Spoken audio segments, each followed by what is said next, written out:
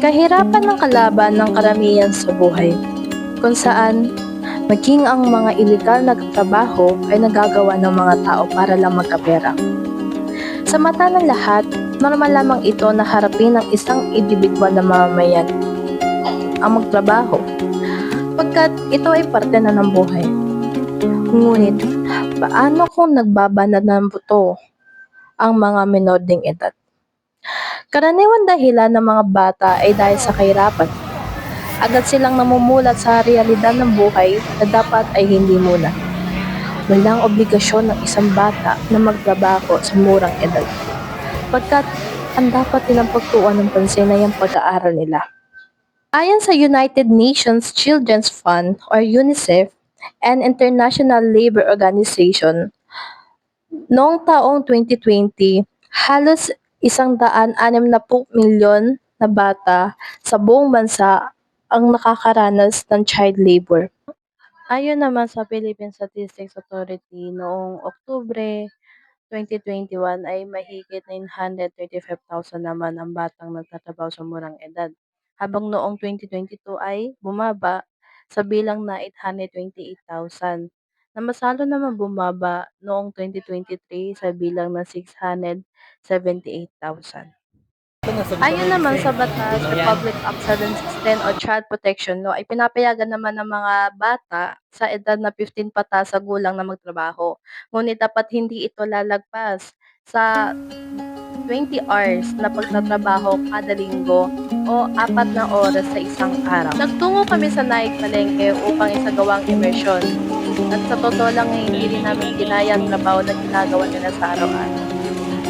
Hindi lang namin ma-imagine na sa murang edad nila na yun ay nagagawa na nilang magbilad sa araw para lang makapagtrabaho sila at makakita ng pera. At kahit na hangang-hanga kami sa ginagawa nila sa araw-araw ay nalulungkot pa rin kami pagkat dapat hindi nila yung ginagawa. Na dapat ang obligasyon nila, ang dapat gawin nila sa araw-araw ay ang pag-aaral. Binebenta ng mga bata ang basahan sa presyong 20 pesos para sa kanilang at ayon sa kanila ay dapat maubos nila ito mula umaga hanggang hapon. Inikot namin ang Naik Palengke at kahit na marami kami sa isang grupo ay hindi rin naging madali sa amin dahil hindi naman lahat ay nabili ng basahan. At may iba rin na nagtitinda ng basahan. At habang nga isinasagawa namin ang immersion ay pinakasabay din kami ibang bata sa pagbebenta na dapat din ay check muna natin camera. umaga hanggang tanghali ay maubos nila yung tinda nilang basahan. At tunay ngang hindi nakaiwas ang Pilipinas sa Asian child labor. Inikot namin ang Naik Palengke ng ilang beses at sa totoo lang ay hindi rin naman namin May good take na agad tayo. naibenta lahat dahil nga hindi naman lahat ay bumibili ng basahan. Kahit na ay masaya sila tignan sa pagbebenta ng basahan, kahit na nagagawa nilang makipagbiruan sa amin ay hindi rin talaga maalis yung lungkot sa amin dahil ganitong buhay ang meron sila.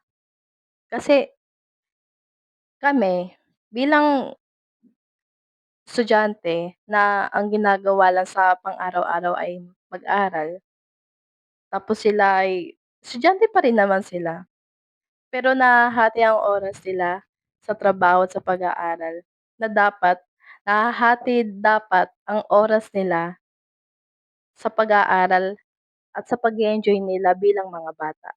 At dahil nga sa trabaho nila sa murang edad ay hindi din talaga maiiwasan na madamay ang kanilang kalusugan at ang kanilang mental health. Dahil nga habang kinakausap namin sila, habang nagbebenta ng basahan ay parang kumakausap lang din kami ng kaedad namin o mas matanda sa amin dahil nga sa environment na nakasanayan nila sa araw-araw. Hindi rin naman namin sila masisisi dahil hindi naman nila ginusto ang ginagawa. Wala rin silang guidance na natatanggap o wala man lang sa kanila magsasabi kung ano ba yung tama o mali.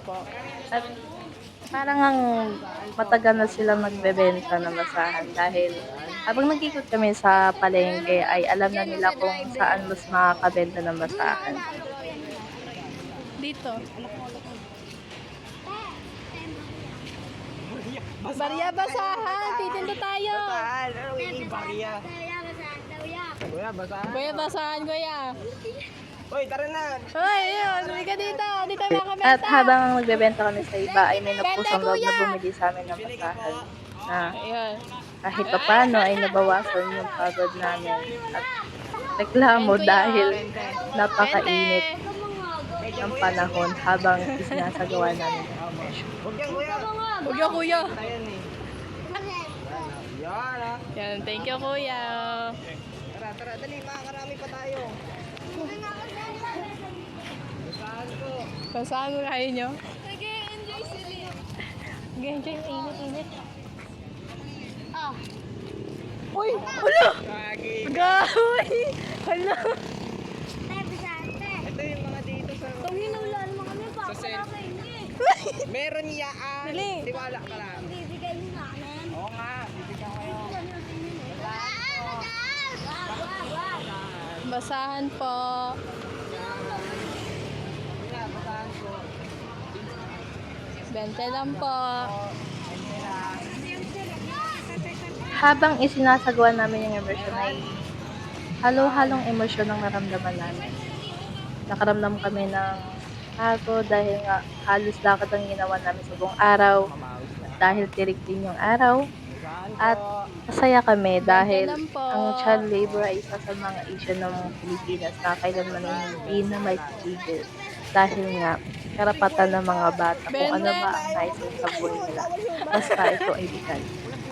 Hindi rin namin sila 20 lang masisiksi po. kung ganun na sila mag-isip. Kung bakit imbis na naglalaro sila sa labas, kumakain lang sila sa bahay ng 3 beses sa isang araw. Niyasta nila yung time nila with the family. Ay, nandito sila sa palengke. Nagtatrabaho.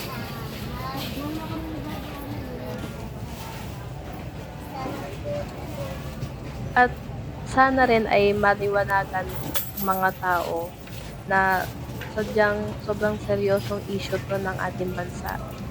Dahil natural lang na magtrabaho ang tao para makasurvive sila sa pang-araw-araw.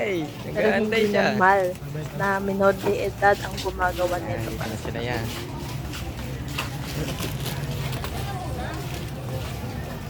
Nakakalungkot lang din na kahit na may batas tayo about sa family planning ay hindi pa rin ito na isasagwa.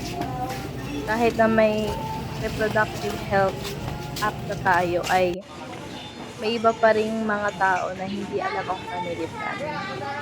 Kaya nagkakaroon ng child labor.